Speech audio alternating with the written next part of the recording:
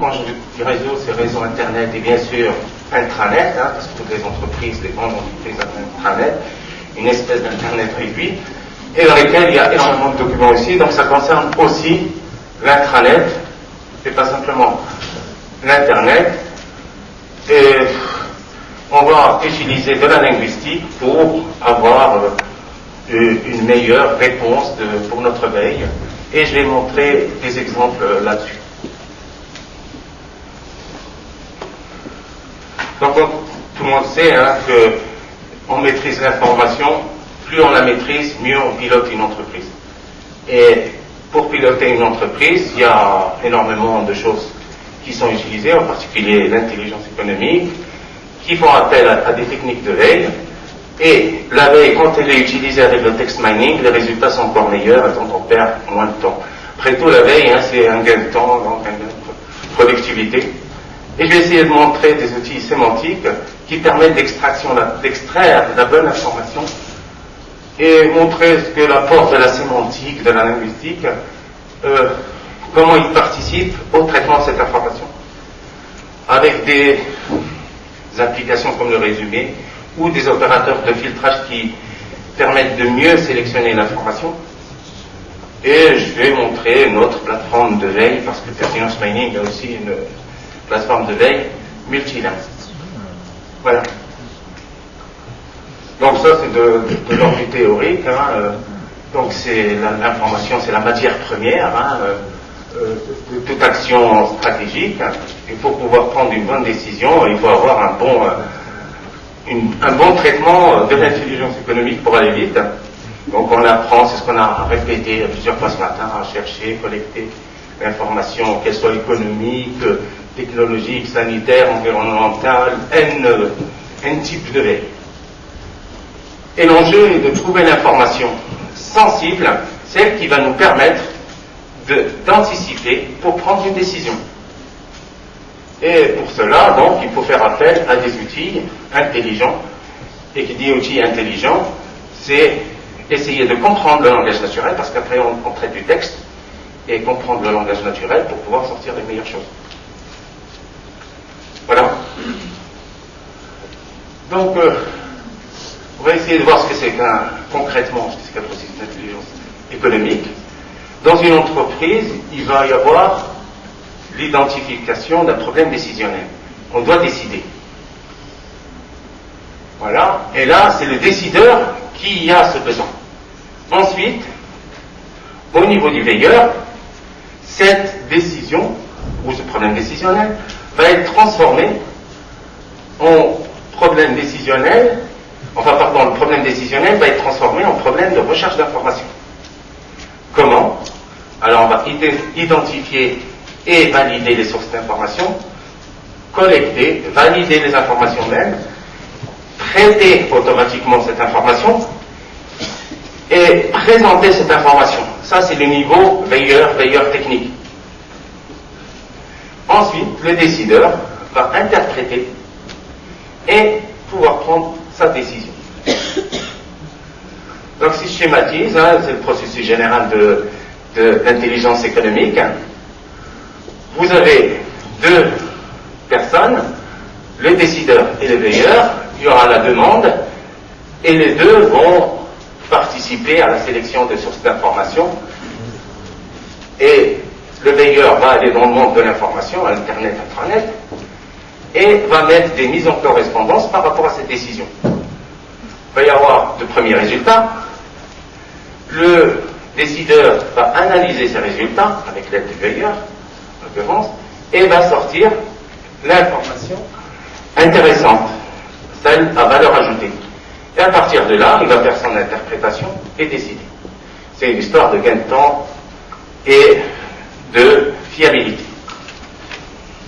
Donc, encore une fois, pour le processus de veille, comment il se passe, vous avez un outil de surveillance automatique qui va surveiller des sources d'informations qui peuvent être sur un réseau ouvert Internet ou un réseau fermé intranet, où vous avez des pages web, des sites web, des forums, des groupes de discussion, des dépêches d'actualité, voire même des rapports cachés dans le web invisible. Et ces documents vont être analysés pour produire des alertes, en fait, des documents qui intéressent le centre d'intérêt du décideur. On va les stocker, et là c'est typiquement, j'allais dire JET, ces plans de classement, mettre les alertes au niveau classement, et à partir de là, on va diffuser l'information pertinente. Oui. Donc, ce qu'on vient de voir ici, c'est en fait le processus de veille est dans une interaction intelligence économique. Au niveau technique, il y a des robots qui vont surveiller des sources d'information en visitant, par exemple, tous les jours à une date fixe des sources d'information de manière régulière. Et l'utilisateur, le décideur par exemple, ou l'utilisateur lambda, va recevoir des alertes dès qu'il y a une modification dans ces sources surveillées. Ensuite, l'utilisateur va les valider, trouve si elles sont intéressantes pour lui ou pas, et elles vont normalement, dans certaines solutions, pouvoir être archivées automatiquement dans un plan de classement. Exemple, vous avez... Je prends l'exemple de Thales, qui est une grande entreprise française. Ils ont la communauté qui s'occupe que des avions, notre communauté que du logiciel, une communauté, etc. Et chaque dossier concerne, par exemple, un dossier qui concernerait que ce qui se rapporte à l'avion. Il y a des alertes, des centres d'intérêt spécifiques à cela, et quand il y a des alertes, elles vont se classer automatiquement là, par exemple. Donc, elles sont stockées dans des dossiers, et une fois stockées là, on va pouvoir les exploiter et gérer même leur destination. Et enfin, on peut diffuser, dans le cadre de techniques de veille, l'information de manière ciblée, sous différentes formes, soit par email, soit aller directement dans la plateforme dédiée sur Internet, soit par des rapports générés plus ou moins automatiquement sous différents formats, etc. Voilà. Okay.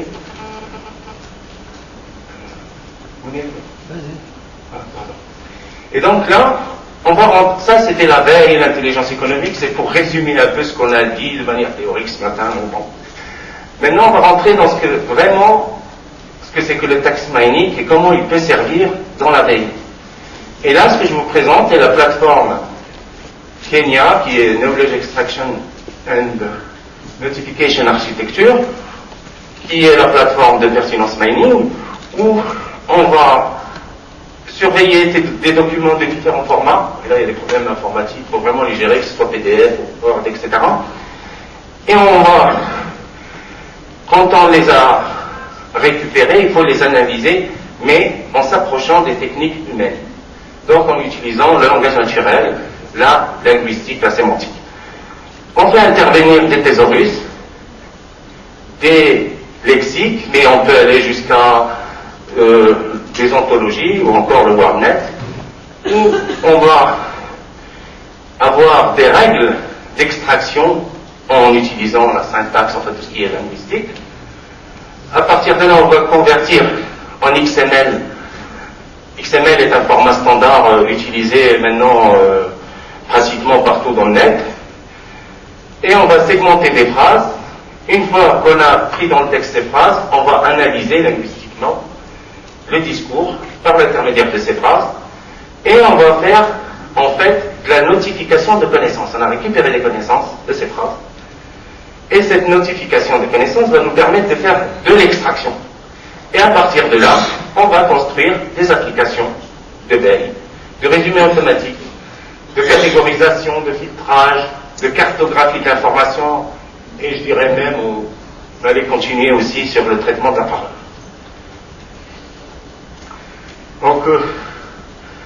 Donc cette plateforme, on va pouvoir puiser dans des ressources linguistiques, multilingues, et dans le cas là, chez Pertinence, c'est 15 langues, dans l'arabe et le chinois par exemple, pour analyser, rechercher l'extraction de l'information pertinente pour une exploitation rapide et surtout efficace.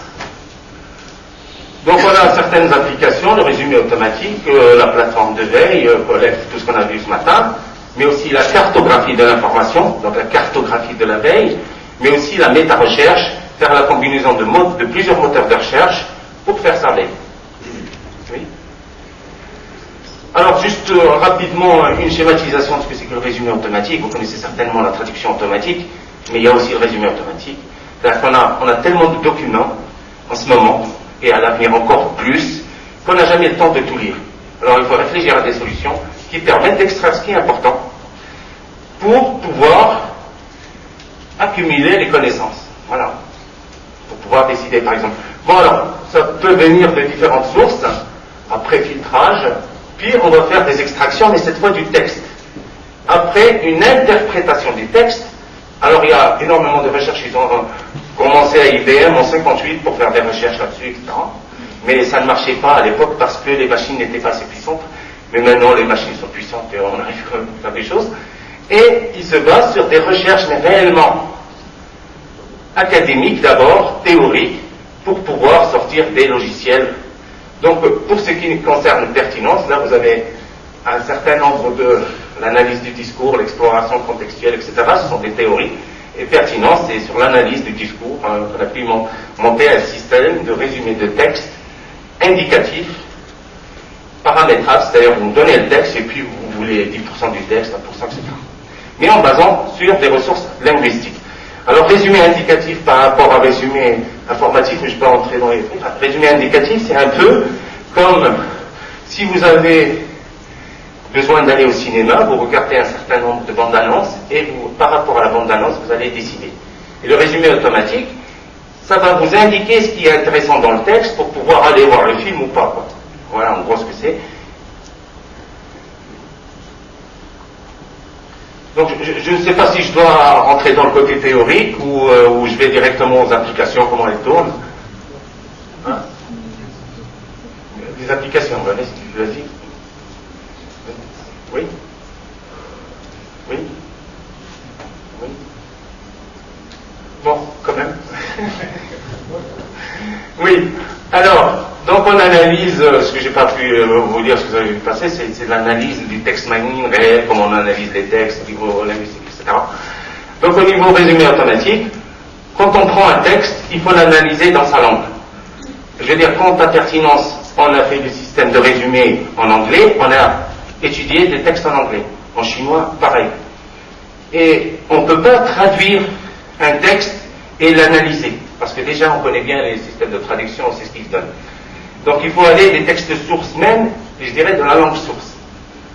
Donc on va analyser ces textes, on va le modéliser, faire même participer le domaine, voir l'utilisateur, pour pouvoir faire l'extraction du résumé par la sélection de phrases, faire intervenir de l'aide à la cohérence, c'est-à-dire, alors il faut comprendre que le résumé automatique ici, c'est comme si vous lisiez un texte et que vous avez un marqueur et que vous surlignez. Voilà. Hein? Or, quand on récupère ce qui est surligné, des fois, il y a la cohérence qui est faussée. Par exemple, vous parlez de monsieur X et puis il, vous ne savez pas si c'est le monsieur X ou le monsieur Y qui est au-dessus ou à côté. Donc, on donne des moyens pragmatico-informatiques qui permettent de récupérer la phrase qui est juste au-dessus ou le paragraphe pour recontextualiser donc le résumé. Donc, on va présenter le résumé et on veut aller même plus loin, je le ferai de toute façon, on va faire du résumé automatique je vais dire, comme on peut traiter des textes chinois, or quand vous vous trouvez devant une page en chinois, vous êtes désarmé. Mais si vous le résumez en 10 phrases par exemple, les résumés obtenus ils produisent des bonnes phrases. Donc des systèmes de traduction produisent de meilleures traductions. Donc ce qu'on va faire, c'est permettre de résumer des textes deux par deux comme à la traduction. Et ça vous permet, par exemple, de lire l'actualité Internet, chinoise, japonaise, coréenne, arabe, française, etc. Donc, on est à ce niveau, au niveau pertinence. Alors, comment ça se présente? Vous avez ici l'interface où vous pouvez résumer directement vos documents qui se trouvent dans votre machine, mais ça c'est depuis Internet, vous pouvez aller vous inscrire et le faire, c'est gratuit pour quelques tests. Vous pouvez résumer n'importe quelle page d'Internet, il suffit de donner l'IRL ou alors saisir carrément dans une fenêtre ou copier-coller un document. Et on est encore allé plus loin dernièrement, c'est qu'on permet de résumer tous les textes d'un document, d'un dossier, d'un coup. Si vous avez un dossier, vous avez un rapport à faire, et vous avez une centaine de textes à lire pour produire votre rapport, vous pouvez décider de prendre 10 phrases par texte, par exemple, et puis les résumer tout d'un coup, et faire même des navigations, des choses de text mining. Alors l'exemple que je donne ici, c'est l'exemple du domaine du droit. Vous voyez, c'est long, où vous avez à gauche tous les termes descripteurs, les termes génériques du droit, avec leur nombre d'occurrences, et quand vous cliquez sur un, vous naviguez avec la touche de tabulation sur tous les autres termes qui sont reconnus automatiquement, que vous voyez en jaune. Ce que vous voyez en rouge, ici, c'est condamnation, elle est liée à sanction pénale. Et là, je n'ai pas cliqué sur sanction pénale pour aller sur sanction pénale, mais sur son synonyme. Donc, il y a une part d'intelligence. Et ça, voilà, ça peut être n'importe quel domaine et on peut produire cette fonctionnalité de technologie où vous vous baladez sur les synonymes. Ça sert aussi à l'acquisition des connaissances, parce que vous ne connaissez pas tous les termes juridiques, ça vous permet aussi d'apprendre, et vous pouvez, là vous avez affiché un résumé d'au plus 100%, choisir un condensé de 10%, 20%, etc. en même temps. Là, c'est ce que je vous disais tout à l'heure. Donc, vous avez un dossier et vous choisissez de mettre 10 phrases par texte, et puis, tout d'un coup, c'est du temps réel, où vous pouvez explorer tous les documents, mais en quelques phrases. Mais si vous avez ouvert un texte, allez le lire, on dit, oh là, ça ne m'intéresse pas, je lis l'autre, etc. Mais en lisant ça, tout d'un coup, vous dites, tenez, ce texte est plus intéressant. Et là, je peux y aller dessus, et aussi, avec résumé avancé, je peux faire ce que je viens de vous montrer. Naviguer sur les termes, etc. Oui. Alors, bien sûr, je donne là un exemple de l'arabe dans Tihad, avec les mots-clés Iraq, Moussahida, et on peut faire la même chose. Alors, pour les couleurs, quand c'est foncé, les phrases sont importantes, quand c'est en dégradé vis-à-vis de l'importance.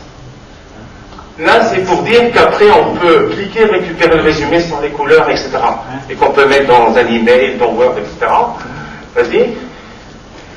Et aussi, on peut aussi masquer des phrases, c'est-à-dire dire, rentrer un mot et dire, quand il y a ce mot-là dans la phrase, je ne veux pas entendre parler de cette phrase. Et là, vous avez un journal marocain, par exemple.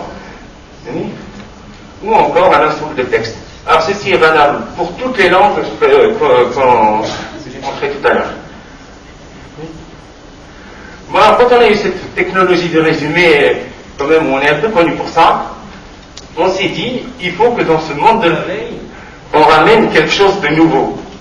Et il nous fallait pour nous intégrer ce module dans le résumé. Alors on a relevé nos machins, on a fait notre plateforme de veille qui est Pertinence Information Network, tout simplement parce que dans les outils de veille, il y a ce problème, c'est très beau, c'est très bien, etc. Mais vous recevez des tonnes et des tonnes de documents. À l'image du résumé que j'ai montré tout à l'heure avec le dossier avec plein de... Nous, on s'est proposé de faire de la veille, comme ça existe depuis 30 ans, mais rajouter du text mining dedans. Mettre des solutions de résumé, par exemple.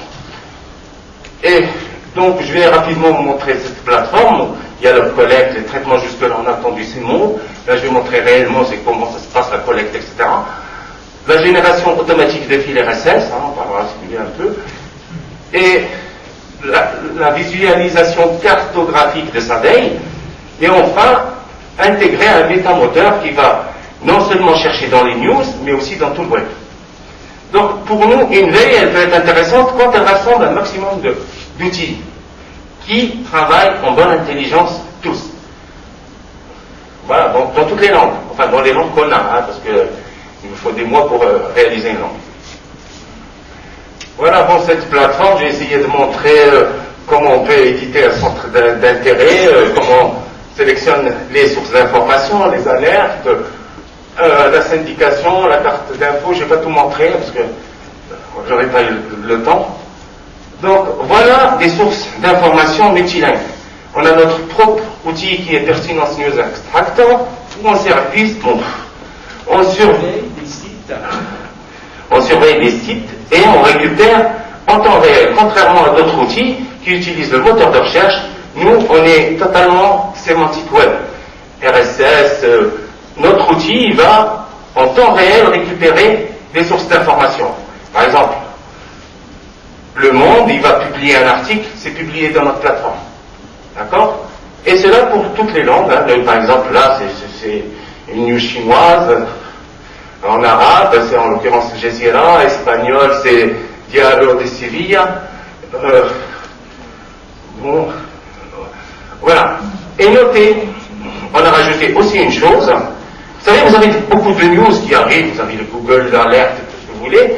Et on a rajouté pour chaque news un lien summarize, c'est-à-dire en anglais, résumé, automatique. Où vous pouvez résumer automatiquement la news. Déjà, pour voir est-ce que c'est intéressant ou je vais aller pour perdre mon temps. Donc, on fournit du fil RSS avec un lien résumé intégré. Oui.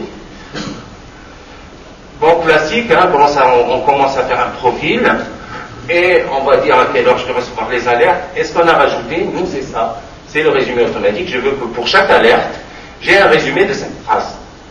Et comme je reçois des centaines de phrases, des centaines d'alertes, ça me permet d'aller vite. Ok? Je mets 5 phrases, mais je peux mettre 10 phrases, etc. Et la même chose en arabe. Je rappelle que j'ai fait l'effort, étant marocain, de faire une interface en arabe, mais bon, je vois que les arabes ne l'utilisent pas trop. Donc, voilà comment ça se passe. Comment j'ai un centre d'intérêt d'urgence écologique, où je vais mettre des mots-clés, CO2, des expressions clés, CO2 dans l'atmosphère, avenir climatique, et vous voyez select _a anti-slash, ça on en reparlera tout à l'heure, ça ce sont des opérateurs de pertinence. Parce que ce qui se passe dans toute la veille, on a de superbes plateformes de veille, mais on ne fait pas l'effort de travailler sur les opérateurs de filtrage. Nous on a fait cet effort, j'en parlerai plus en détail peut-être tout à l'heure ce que c'est. Bon, allons-y. Là, le Select A, ce sont des opérateurs de pertinence où je veux que CO2 dans l'atmosphère ne soit pas dans une combo box, une liste. Vous voyez, je veux qu'il soit vraiment dans le texte. Et je ne veux pas qu'il soit un lien. Il faut qu'il concerne le texte lui-même. C'est-à-dire, c'est pas un lien. Vous savez, il y a un problème dans Internet, dans ces histoires d'alerte, c'est que vous avez des liens et des mots-clés qui sont en permanence là. Donc vous allez toujours recevoir ces... Donc nous, on interdit que quand c'est un lien ou quand c'est... Et donc, il faut faire un effort sur le filtrage de l'information. Il ne s'agit pas d'avoir un outil de veille et puis... Donc j'ai mis, pour les Marocains, même le clavier arabe, il suffit de cliquer là, vous pouvez écrire en arabe pour faire le... Voilà. Là, vous pouvez aussi sélectionner et dire je veux que Le Monde et Libération et le Matin du Maroc ou quelque chose comme ça, et avoir la veille que sur cela, et ignorer les autres. Alors, qu'est-ce que ça fait? Par exemple, pour un autre centre d'intérêt qui est ici propagation de virus, d'accord? Où j'ai tous ces mots-clés là, R5N1, contagieux, contamination, etc. Et vous recevez une alerte avec un résumé automatique d'un texte qui se trouvait dans l'article du Figaro, et on indique quels sont les mots concernés dans ce texte. Donc vous avez déjà là de l'information concrète, de quoi on parle, et plus que ça, vous avez un résumé statique analysé par Pertinence Analyzer, et aussi vous pouvez faire du résumé avancé, c'est-à-dire naviguer sur les mots H5N1, contamination, il y a combien de mots là-dedans, etc. Okay. Bien sûr, c'est dans les langues qu'on a, là, bon, vous voyez bien que c'est le français au début, anglais, ça vient Boston Globe, allemand, arabe, j'aurais pu mettre chinois, c'était pareil, ou japonais. Or, vous voyez, on est toujours dans le texte. Et on a réfléchi quand même que pour avoir une veille intelligente, il faut mettre les relations entre les termes de ma veille. Par exemple, ici, j'ai tous les mots de propagation de virus, j'ai grippe aviaire, bioterrorisme, H5N2, contamination, etc. Et quand je clique par exemple sur H5N2, ce qui s'affiche là, c'est toutes les news sur une semaine, par exemple, qui ont concerné H5N2. Quand je clique, par exemple, sur le trait qui relie H5N1 à épidémie, alors voilà, H5N1 épidémie, ça doit être un truc là, voilà, où j'ai 73 documents dans la semaine, on parlait de ça, et là, vous avez ces news là. Remarquez qu'on a encore le lien résumé, mais je peux résumer. Et au-delà de ça, on a donné une espèce de baromètre, c'est-à-dire dire combien de fois on a parlé de ce mot et de l'autre, mais pas seulement, mais aussi des relations. Alors, vous avez le top 5, le top 10 du baromètre ici, on parle surtout de H5N1, on a 62,87, ensuite des grippes aviaires, mais on parle aussi beaucoup de la relation H5N1 et grippe aviaire. C'est-à-dire, ces deux mots se trouvent dans le même document. Oui. Alors ça, j'ai généré ça hier avant de venir. On l'a fait appliquer aux membres du gouvernement français, le tout dernier. D'accord, vous connaissez là, je crois.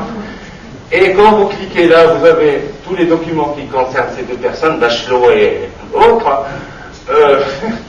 Bundy et Kouchner, ainsi de suite, et un baromètre là-bas de qui on a parlé aujourd'hui.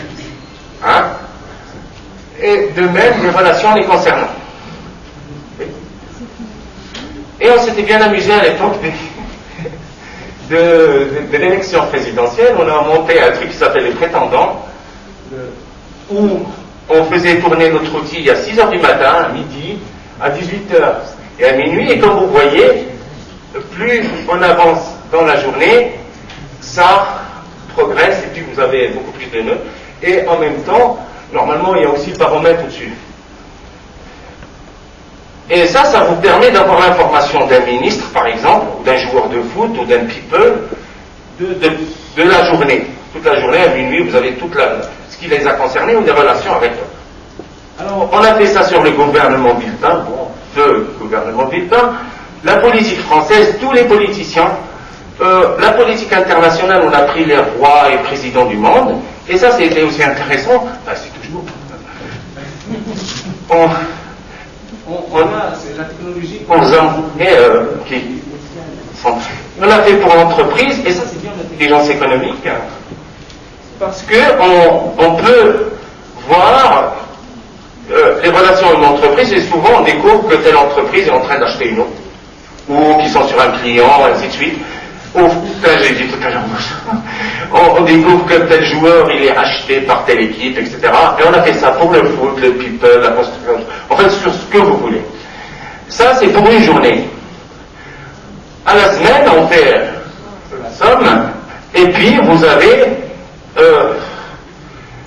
un bar web si vous voulez, une carte sur une semaine de l'actualité de toutes les personnes. Et vous avez leur mesure de visibilité. Je dirais même que à un moment on avait arrêté ça, mais si on avait continué jusqu'au jour des élections, je suis sûr qu'on aurait pu être vraiment autour des pourcentages de l'élection française. Il paraît qu'il y a Jean Véronis qui l'a fait un peu à la main, mais en fait il avait récupéré cette mesure.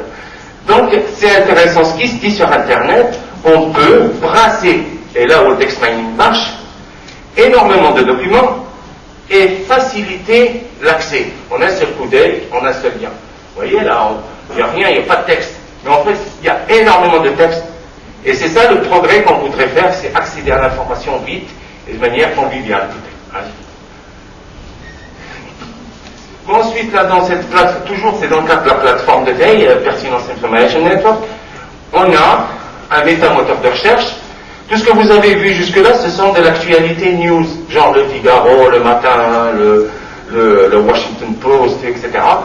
Mais on peut produire une veille sur tout Internet, c'est-à-dire les blogs, les pages personnelles, les news, tout. Et en utilisant des moteurs de recherche.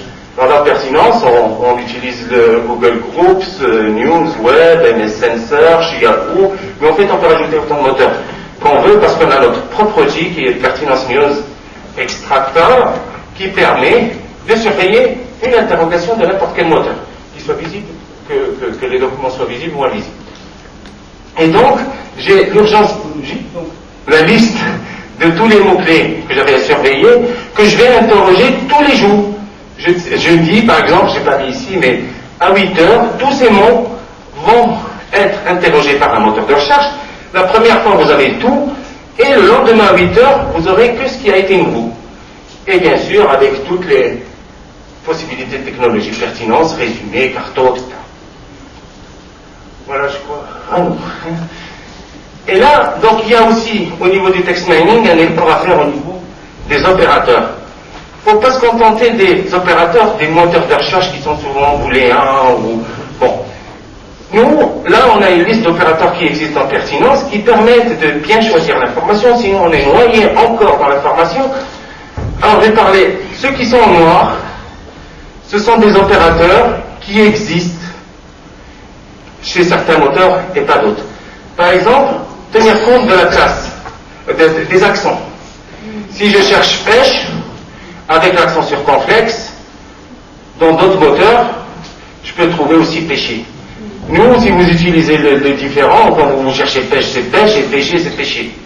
D'accord ? Là, on tient aussi en compte des virgules, des points-virgules, etc. Pourquoi ça a son importance ? Vous avez, par exemple, si vous cherchez Jean-Pierre, là, le premier, à votre avis, c'est quoi ? Jean-Pierre. Non, et prénom. D'où l'importance du tiret. Si vous faites Jean-Pierre, vous cherchez un prénom. Et donc, c'est intéressant de prendre des virgules, ça. Bon. Et aussi la casse, c'est-à-dire si c'est majuscule, minuscule, etc. Quand vous cherchez Carrefour avec un C sur un moteur, vous trouvez le Carrefour Pompadour, le Carrefour 25, le Carrefour, etc. Or, si vous utilisez des opérateurs comme le dièse qu'on utilise à pertinence, en fait on l'a fabriqué, vous cherchez Carrefour avec un dièse, vous cherchez le supermarché.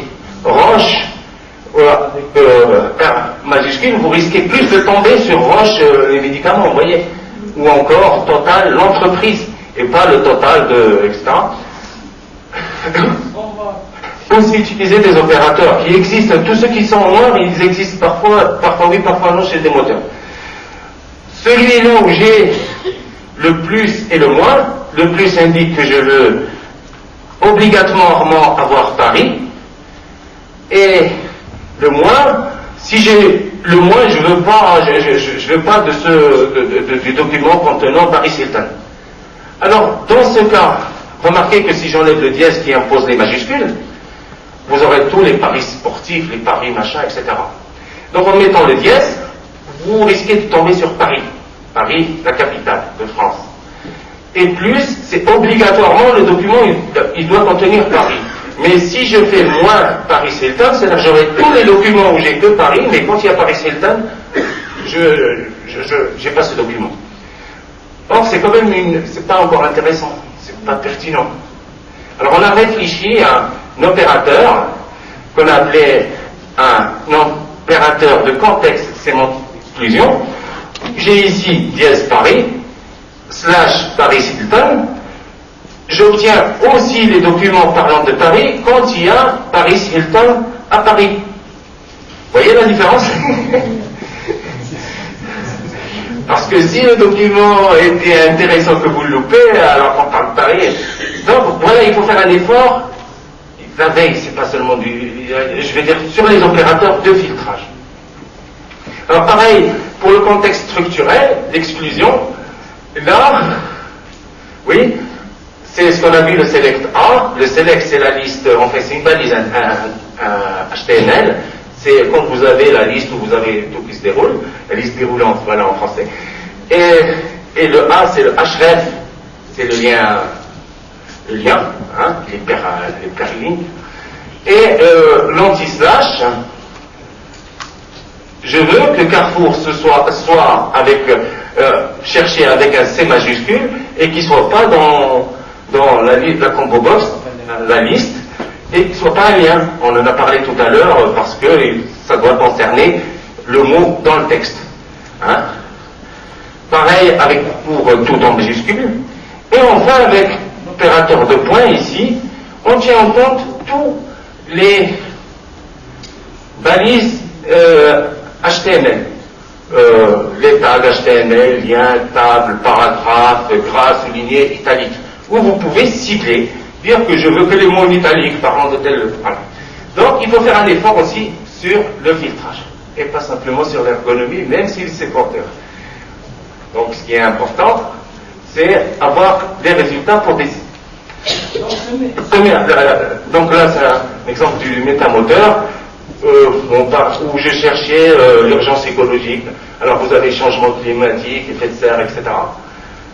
Et en utilisant les opérateurs, on rejette les documents qui ne répondent pas à mon centre d'intérêt avec mes opérateurs.